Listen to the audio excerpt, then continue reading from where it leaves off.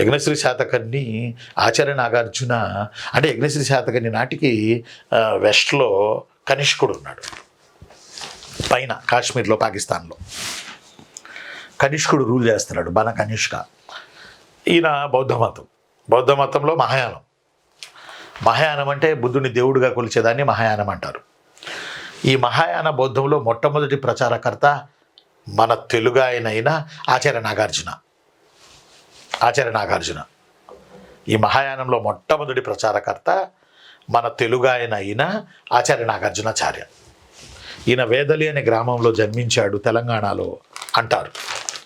ఈ ఆచార్య నాగార్జునుడు మహాయాన బౌద్ధాన్ని తీసుకుని స్వస్థలంలో ప్రచారం చేసుకుందామని వస్తే అప్పటికే యజ్ఞశ్రీ శాతకర్ణి యజ్ఞాలు చేసి యజ్ఞశ్రీ అయ్యి వైదికాన్ని దుమ్ము లేపుతున్న ఆ పరిస్థితులలో, అభివృద్ధి చేస్తున్న ఆ పరిస్థితులలో మరి ఆచార్య నాగార్జునుడి గొప్పతనం తనకు తెలుసు కాబట్టి తను బౌద్ధాన్ని పుచ్చుకోకపోయినప్పటికీ ఆచార్య నాగార్జునుడిని తీసుకెళ్ళి నాగార్జున కొండ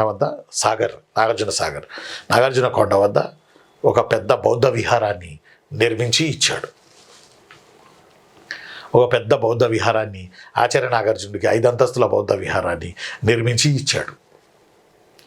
దీనినే పారావత విహారం అంటారు. అక్కడ కూర్చున్న ఆచార్య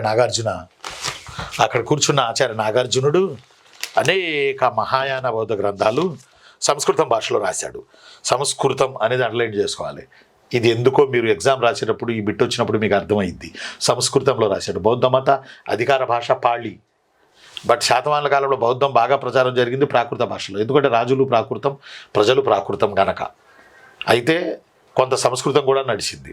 మహాయాన బౌద్ధం సంస్కృతంలోనే ప్రచారం జరిగింది. అందువల్ల ఇతగాడు మహాయాన బౌద్ధాన్ని, ఈయన మన ఆచార్య నాగార్జునుల వారు మహాయాన బౌద్ధాన్ని వారు ప్రచారం చేశారు. వారు సంస్కృతంలో, వారు బుక్స్ కూడా రాశారు సంస్కృతంలో. ఎవరు? ఆచార్య నాగార్జునాచార్య. అయితే ఇక్కడ మీకు ఒక మాట చెప్పాలి. నేను పారావత విహారాన్ని నిర్మించి ఇచ్చారు అని చెప్పాను. అంటే బౌద్ధానికి ఇదోధిక సపోర్టు యజ్ఞశ్రీ శాతకర్ణి ఇచ్చినట్టే కదా. బౌద్ధానికి సపోర్టు, ఇతోధిక సపోర్టు ఆచార్య నాగార్జునుడు ఇచ్చినట్టే కదా నాన్న.